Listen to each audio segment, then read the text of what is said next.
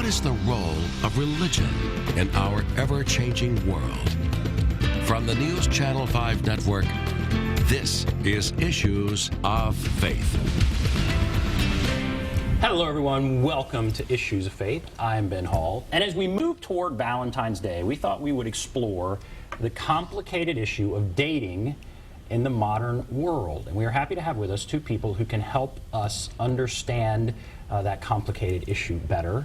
They've just written a new book. It's The Chase, Trusting God with Your Happily Ever After. Kyle and Kelsey Kopecky, thank you both for being here. Thanks for having us. This is awesome. Thanks so much. Yes, so, all right, I want to, obviously you've written a book, and you have a particular story, but I think for a lot of people, they want to get an understanding of how difficult is it today, in both of your opinions, to date in this modern world, and how tough is it out there? I'll start with you. Okay. What do you think? Yeah, no, I think it is very difficult. I think especially as a girl, there's lots of pressures, and that's always been true, but I think more so because we have these online profiles. We have Facebook and Twitter and Instagram, and those aren't bad, but sometimes the pressure can be a little bit overwhelming. You have to impress people in real life, and then you have to impress people online. So you kind of have these two different things. Kind of working towards, look at me, and it tends to lead to more of like exterior beauty, which is totally fine to care about, but the most important thing is really kind of, where's your heart? You know, are you working on kind of being beautiful on the inside? And so I think dating can be hard right now just because of a lot of pressure. And then with that pressure, I think sometimes girls want to be a little bit too forward. And instead of maybe letting the guy lead the conversation, like, hey, I like you, sometimes the girl wants to like jump the gun and say, be my boyfriend, when I think it's kind of good to take a pause and kind of let the guy do that. So I think it's kind of difficult. We've seen messages, yeah. There are messages, you know, take control, for the girl to take control of things and reach out, and that's changed, and to some extent maybe that is a helpful thing, but I think it would be difficult now to know what is the appropriate thing to do. Right. You know, that's just one example, and the social media is another. I mean, and what have you found? What do you see? I feel like we've lost a depth of communication, and I think with online and with texting and Twitter and everything, everybody's saying things in 140 characters, but they're not really getting to a deep level with their heart. And so I think the more we go back to really talking and looking up from our phones and communicating and getting eye contact, the deeper relationships are going to go. So I think if people can start there and put that as a priority, it would be really, really strong, instead of starting right here online and just kind of, because we know a lot of young couples who they've started out just by texting, but when they get together, they can't communicate because they haven't really talked face to face or eye to eye, and that's just a much deeper connection. And I think there are parents out there who have younger people out dating, and they're trying to give advice, and they might say something like, throw your phone away. I don't know if that's realistic. I mean, so tell parents what advice, and maybe kids don't want to hear this advice, but how can parents communicate better in this world about what might be effective? Maybe that's what your book can do, but what would you tell parents to say to their kids in this world? Totally. Well, I think I would say two different things to the guys and the girls. Maybe you can talk to the girls and I'll talk to the guys. For the guys, I'd say put down the phone and talk to the girl. If you like a girl, just tell her how you feel. That goes so far compared to a text like, hey, I like you. Like, you know what I mean? That just is, that's nothing compared to a face-to-face deep connection. So I'd say. But it seems like, I wonder that, okay? Obviously I'm out of the dating world, but it seems like that's the way it works now. I don't know if there is. When I was in that world, you would have to call. Exactly. That was a big deal. Totally. You know, now I think it is just a text. Totally. Is that appropriate? It's okay, but I think it's also a little bit lazy. And I think a lot of these guys want the girls just to kind of come to them. They can kind of sit back with their swagger and just wait for the girls to come to them. But I'd say those aren't the guys worth chasing. I think the guy that's going to really pursue a girl is the guy who's ready for commitment and ready for something deeper. And what do you think? I totally agree. I mean, I think that sending a text is not bad, but I think that you want to stand out from the crowd, right? So I think it should be something special. So if you're the girl and you look at your phone and you maybe get a phone call from a guy who's, you know, chasing and he's actually pursuing you, you will feel extra special. And it's going to feel different than when you just get a bunch of texts coming through. And I think, too, that girls, I think, should share more with their moms or with someone who is a good role model in their life, because I think that sometimes younger people, us included, like sometimes you don't want to go to someone and share your heart, or you don't want to be that vulnerable. But I think that if you can just kind of break down the walls and put down the phone and just actually share and really communicate, I think that helps too, even just with dating, because you're seeking someone else's advice, because we all need help, you know, like we need someone that we can turn to. And we sort of kind of say that in our book, The Chase. We're like, if we could have coffee with all of our fans, we would really just love to sit down and talk to them, let them know that you're valuable, and that sometimes online it can be crazy, or if you're just texting all the time, but when you put down your phone and you realize people in your real life really care about you, and you have that face-to-face conversation, it just kind of makes all the difference. Absolutely. So online, obviously,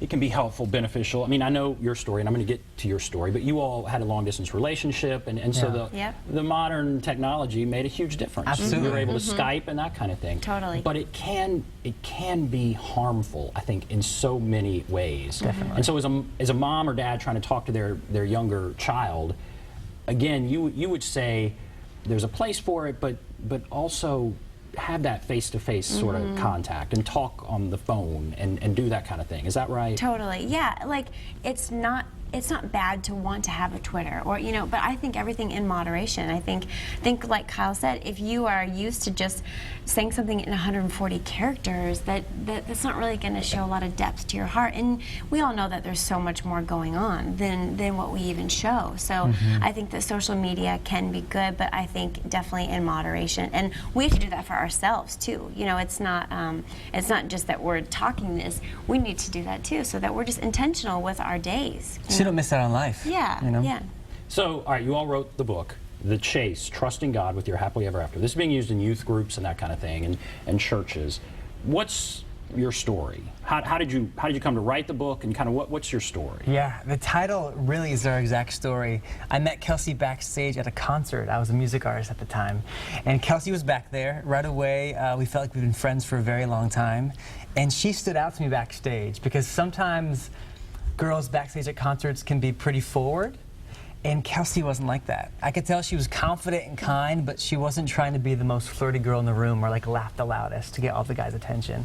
And that really stood out to me, because I had to chase her, I had to pursue her. And so 2 weeks later, we're at another show you're at, and we're both in the same area, and I'm walking down this hallway, and I see the security guard in her mid-30s, and she's crying. And I see Kelsey right next to her, and so I take a few steps back because I don't want to ruin the moment. And I could see that Kelsey's consoling this girl and just really trying to help her. And all of a sudden, Kelsey starts to pray with her, and the lady's just crying and sobbing and just hugging Kelsey. And right then, I'm like, okay, okay, God. I talk to God all the time because I just love him. He's my savior. And I said, okay, God, this girl is beautiful and so much fun, and she has a heart for people. And you just let me see a window of her heart that you usually don't see the second time meeting somebody. And I'm like, okay, I want a wife like that, you know? I took a few more steps away, and then I had this one thought, which I never had before, ever. And the thought was, what if that's my wife? It scared me to death at 22, but I think it also was a divine moment that God kind of orchestrated, let me see just the depth of her heart, and just how I realized I had to chase her, she wasn't chasing after me, and just how much you love people, and how that mattered to me more than just you being the flirty girl in the room. And my side of the story is exactly what Kyle said. I mean, I had never been pursued the way that Kyle pursued and chased after me before. I mean, I had dated around, but there wasn't any guy in my life that actually chased me like Kyle did. And that moment with the security guard was kind of just a leap of faith for me, because she told me her story, and I kind of felt like God saying, you should pray with her. But, you know, I've never prayed with a stranger before, and I would pray with a family member or a friend, you know, if something's going on. But I had never prayed with a stranger before, and I was kind of like, okay, God, she's gonna think I'm weird. I just like don't want to, like, I'm not like crazy or anything. And I could just feel that God was like, Kelsey, is it like really that hard? Like, she looks like she's really hurting and she's sharing with you, so maybe just pray with her. So I kind of wrestled with that. And then I eventually just prayed with her. And she just was able to cry. And I told her that, you know, all of us mess up all the time. God doesn't want us to be perfect people. He just wants us to come to Him. And He has so much grace for us and so much forgiveness. And I kind of just got to share that with her. And it's very crazy that Kyle saw that moment, because I was really scared to even step out on faith and have that moment. And then Kyle saw that, and he didn't tell me until 3 months into dating that he saw that moment. And I just had chills, because I'm like, okay, Lord, wow, I don't always obey you, but I'm glad that I obeyed you in that moment, because he got to just kind of witness that. And I had no idea that anyone was even around. I wouldn't have prayed if there was like a room full of people. So that's always been a really, really divine, special moment for our love story, definitely. And when you talk about, again, advice to others, in this world where you're judged in so many ways, it's important to find yourself in that world, right? Yep. And for you to have the confidence, I guess, that Kyle picked up on, you have to like yourself. Totally. And is that part of the message here, or what would you want younger women especially to know? Yep. No, that's exactly what it is. Something that I always tell girls all the time is that you really do need to love yourself, and that actually comes from loving God, really, because we're all imperfect, and we all go through many different emotions, especially as girls, and we have a lot of highs and lows. And you know, when you're at your low, knowing that someone loves you so much, like God loves you so much, and He made you the way you are, and you're beautiful just the way you are, I think helps you get that confidence. And guys like a girl that's confident. You don't have to be the skinniest or the prettiest, but if you have this confidence about you, that you know you're beautiful, and I think that really only comes from knowing God and knowing how much He loves you. Because on your own, you know, you can kind of just be left to your own thoughts, which can kind of ramble. But definitely in the chase, we just tell girls that they are one in a million. You know, I mean, this is something that I want them to actually believe, because it's true. I mean, God only made them, and we all have our individual stories. And without them, their story and their happily ever after, whatever that looks like for them, wouldn't exist. So, and in this world, yeah, that is what is attacked. And so many people have lost that sense of, I am great and unique, and so they don't have that confidence. I mean, do you think that's right? Absolutely. I mean, we say in the book, confidence is so sexy.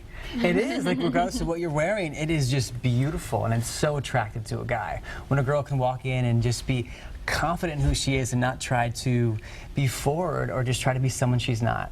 All right, we're going to take a break. We'll come back, continue the discussion. The chase, trusting God with your happily ever after. Take a break, be back right after this.